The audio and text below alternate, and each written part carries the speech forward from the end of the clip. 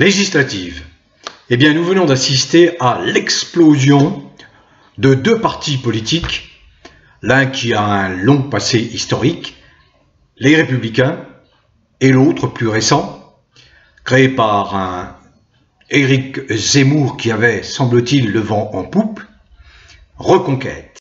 Preuve, s'il en est, que nous vivons un moment atypique de l'histoire de notre pays, atypique à plusieurs égards. Atypique parce que nous subissons depuis 7 ans le joug d'un type qui n'a absolument pas sa place à la tête de l'État français, qui dévoie les institutions, qui les utilise à son seul profit. Je veux parler de Macron, qui de surcroît, tout le monde sait ça, est un homme du mondialisme, est un serviteur des banquiers, de la finance, et donc qui se soucie comme d'une guigne du sort de ses concitoyens.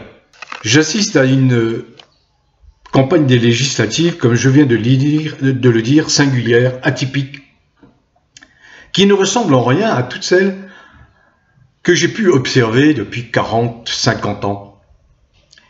En effet, on sent cette crispation de fond des partis politiques eux-mêmes, mais également des candidats.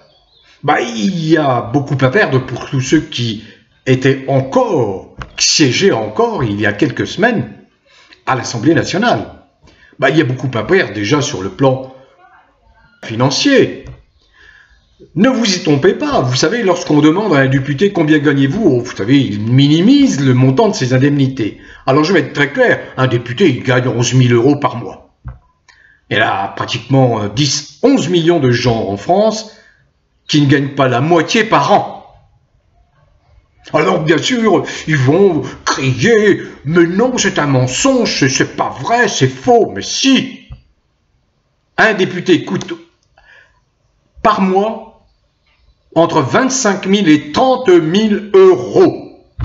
Il nous coûte, voyez. Quelle est son utilité? Vous avez pu mesurer son utilité, son efficacité pendant les 2 années qui ont précédé? Ont-ils dénoncé la fausse pandémie? Ont-ils dénoncé les mesures répressives, liberticides de Macron sous prétexte de cette pandémie? Ont-ils dénoncé Macron qui a acheté des centaines de millions de doses qui ont coûté plus d'1 milliard d'euros à la sécurité sociale, qui se permet de ne pas rembourser des cas pathologiques graves? Alors, voilà. Donc, ces gens-là sont la plupart de ceux qui se présentent sous les étiquettes bien connues, que vous connaissez bien, eh bien, annoncent clairement la couleur. Ils vont armer un régime ukrainien dirigé par des nazis, et ça ne fait réagir personne, y compris à gauche.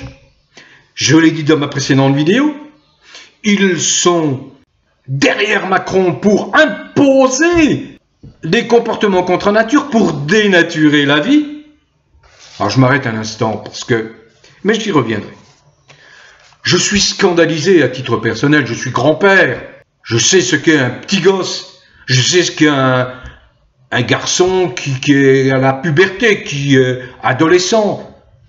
Encore une fois, ce sont des phases naturelles, d'évolution naturelle, des phases initiatiques. Il ne faut pas perturber le psychisme fragile des enfants. Ils sont particulièrement vulnérables. Et qu'est-ce que fait Macron? En dehors d'avoir tué 40, 50 000 personnes âgées dans les hôpitaux, dans les EHPAD, en leur faisant injecter du Rivotril pour augmenter les statistiques de décès, pour pouvoir justifier quoi? Qu'il y avait une pandémie. Il n'y a jamais eu de pandémie. Ce sont des criminels. L'OMS est dirigée par un criminel. L'OMS appartient à Bill Gates, qui finance à 80%. Et tous ces gens-là veulent absolument développer ce qu'ils appellent le vaccinalisme, c'est la poule aux œufs d'or. Ils ont trouvé la poule aux œufs d'or dans les années 1970. Ah oui, il ne faut plus soigner, il faut vacciner. Et vacciner, et à présent, il faut tuer une grande partie de l'humanité. Parce que nous, les gueux, nous sommes indignes de vivre sur cette planète Terre. C'est cela que défend Macron. Et c'est cela que tous ces partis politiques qui sonnent à vos portes, qui vont à la pêche aux voix, ont cautionné, à gauche, à droite, au centre. Ils ont cautionné. Je le répète, ils ont cautionné. Alors je dis ça parce que j'y reviendrai. Qu'est-ce qu'a fait Macron? Il a engagé quoi et qui pour diriger un gouvernement? Un type qui ne fait pas mystère de ses orientations sexuelles. Il a le droit. Il a le droit. Mais là où son droit s'arrête, c'est devant la liberté de 95% d'hétérosexuels qui n'ont pas les mêmes orientations et qui ne désirent pas qu'on perturbe leurs gosses par ces orientations particulières. C'est une question de liberté fondamentale. Car lorsque vous avez des émissaires de Macron, des enseignants inconscients qui se permettent d'obliger les enfants à accepter des images mentales qu'on leur impose pour leur faire croire à des schémas de vie qui sont faux. Ça s'appelle une effraction psychique et c'est un crime. Il est bien évident que Macron, qui veut imposer la pédophilie, la légalisation de la pédophilie, a intérêt à s'en prendre prioritairement à l'école. Il faut casser l'école, il faut casser les codes de l'enseignement primaire. Pourquoi? Parce que c'est là que vous formatez, entre guillemets, des gosses. Les gosses reçoivent des informations qu'ils considèrent a priori vraies. Et s'il n'y avait pas le rempart des parents derrière, vous auriez effectivement des gosses qui partiraient à volo.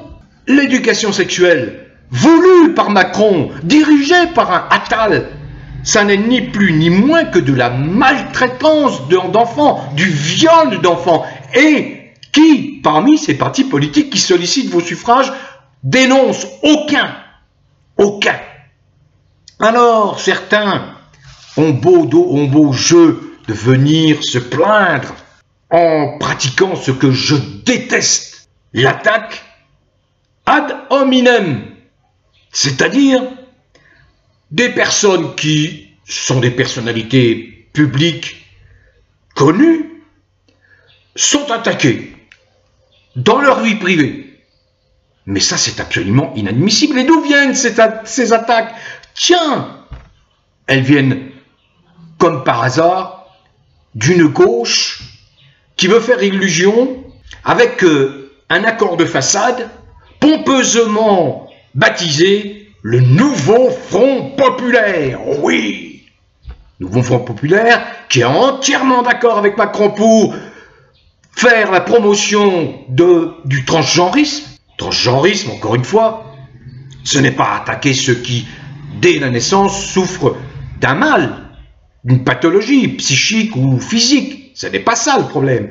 C'est que le transgenrisme, c'est quoi? C'est encore une poule aux œufs d'or pour une industrie de la transformation humaine.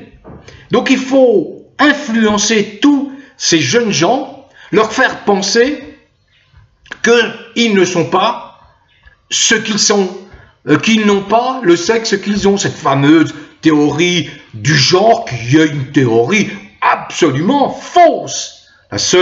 Le seul critère qui vaille dans la vie, c'est la nature, le respect des lois naturelles. Et ça, tous les scientifiques dignes de ce nom vous diront qu'ils ne travaillent que en observant la nature et ses règles. Donc il se trouve effectivement des gens qui arrivent, adoptent un ton péremptoire, Ce sont les dogmatiques, hein. Ils usent d'arguments spécieux, c'est-à-dire faux. Ils essayent de tromper leur monde. Ils sont en réalité à court d'arguments pour essayer de discréditer les personnes qui ne prêchent pas pour leur chapelle. Je vous ai parlé de la crispation actuelle de ces candidats, de ces partis politiques. Nous sommes dans un contexte d'élections législatives atypique, vraiment atypique. Alors ces gens-là, je les ai côtoyés pendant des décennies, ce sont les dogmatiques. Ils ont des raisonnements étriqués, parce que ils ne sont pas là pour ouvrir un débat. Non, ils sont là pour imposer ce qu'ils pensent être nécessaire pour sauver leur organisation. Alors, je reviens à Simone Veil, parce que cette philosophe a commis en 1943 un texte extrêmement percutant. Elle s'appuie d'ailleurs sur le contrat social de Rousseau, un des philosophes des Lumières. Elle s'inspire en tout cas. C'est un texte sur la suppression des partis politiques. Et j'y fais souvent référence.